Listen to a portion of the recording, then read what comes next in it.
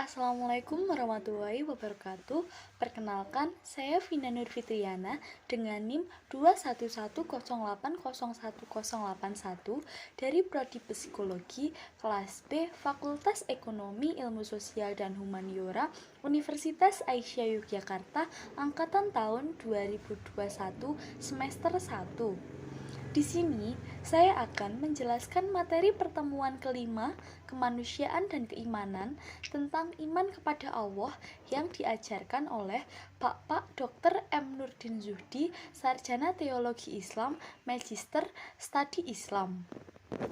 Iman menurut bahasa artinya adalah percaya, sedangkan menurut istilah, para ulama mendefinisikan iman dengan tasdikun bil kolbi, artinya meyakini dalam hati. Qaulu bil lisan, artinya diucapkan dengan lisan atau perkataan. Amalu bil arkan, artinya diwujudkan dengan perbuatan. Sehingga definisi iman kepada Allah adalah meyakini sepenuh hati bahwa Allah itu ada, mengucapkan dalam lisan atau perkataan dengan syahadat, mengamalkan perbuatan, serta meyakini bahwa Allah itu maha agung dan maha sempurna. Menurut artikel detik.com yang berjudul Iman artinya dalam Islam dilengkapi dengan dalilnya, adapun dalil yang menjadi landasan iman kepada Allah terdapat pada surat An-Nisa ayat 136 yang artinya, wahai orang-orang yang beriman, tetaplah beriman kepada Allah dan Rasulnya Muhammad dan kepada kitab Al-Quran yang diturunkan kepada Rasulnya serta kitab yang diturunkan sebelumnya. Barang siapa ingkar kepada Allah, malaikat-malaikatnya, kitab-kitabnya, rasul-rasulnya, dan hari kemudian, maka sungguh orang itu telah tersesat sangat jauh. Ayat di atas menjelaskan bahwa kita harus beriman kepada Allah, malaikat, kitab Allah, nabi dan rasul, hari akhir, dan takdir. Karena orang yang ingkar dengan semua itu, maka dia telah tersesat sangat jauh. Pengertian iman juga disebutkan dalam hadis dari Umar bin Khattab. Ia berkata pada suatu hari Rasulullah didatangi oleh malaikat Jibril.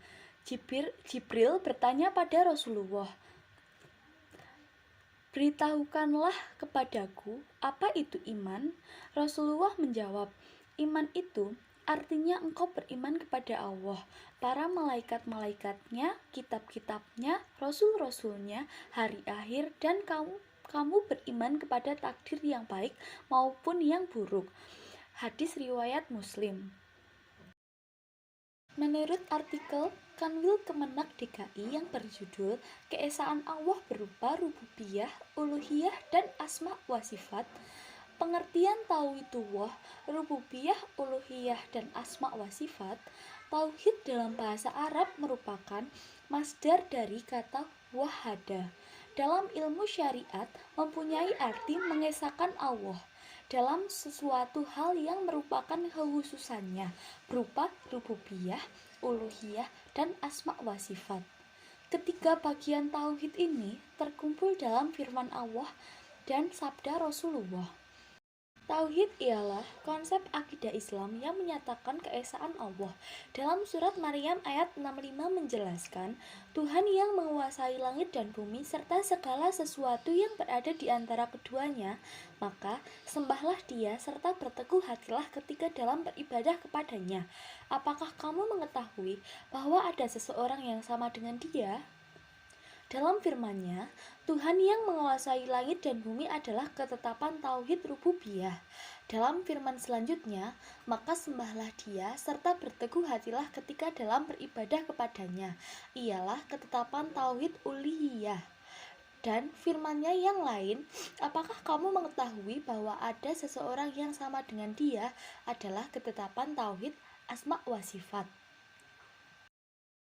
Iman itu butuh pembuktian, karena jika tidak dibuktikan, maka tidak bisa disebut dia beriman.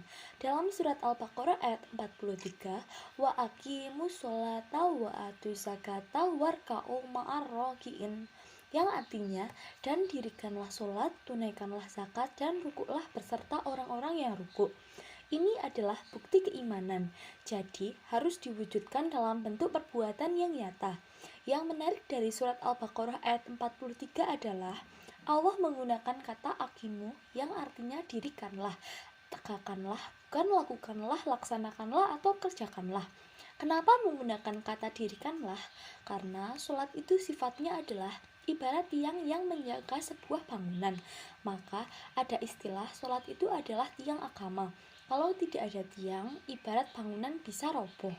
Contoh perilaku iman kepada Allah dalam kehidupan sehari-hari adalah yang pertama, menjalankan ibadah sholat 5 waktu dengan tepat waktu, menambah ibadah-ibadah sunnah seperti sholat sunnah dan puasa sunnah, menginfakkan sebagian hartanya di jalan Allah, melakukan puasa full 30 hari di bulan Ramadan kecuali ketika sedang berhalangan, menjalankan ibadah haji apabila mampu, ikut berkurban ketika hari raya Idul Adha tiba juga ketika mampu, tidak berbohong baik kepada diri sendiri, kepada Allah dan kepada orang lain, senantiasa dan gemar menolong orang-orang yang membutuhkan uluran tangan kita, senantiasa menjaga tutur kata, pikiran, serta perbuatan agar tidak sampai menyakiti orang lain, tidak menyembah benda-benda maupun makhluk lain agar tidak dicap syirik oleh Allah, dan yang terakhir, mempercayai 6 rukun iman yaitu iman kepada Allah, iman kepada malaikat, iman kepada kitab, iman kepada Rasul, iman kepada hari kiamat, dan iman kepada qada dan qadar.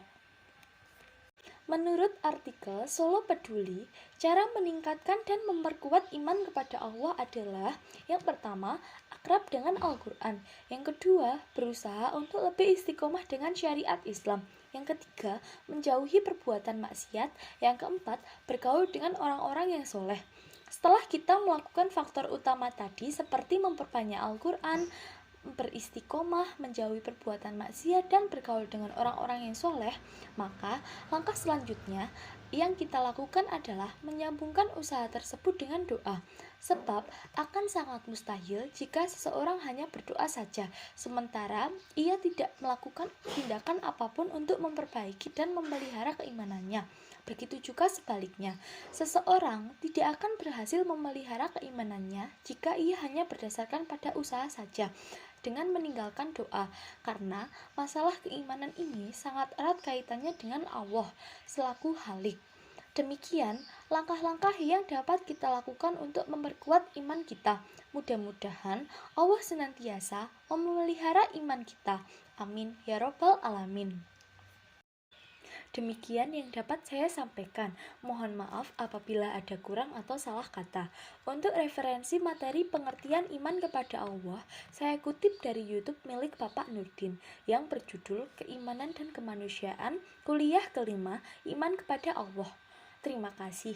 Sekian dari saya. Wassalamualaikum warahmatullahi wabarakatuh.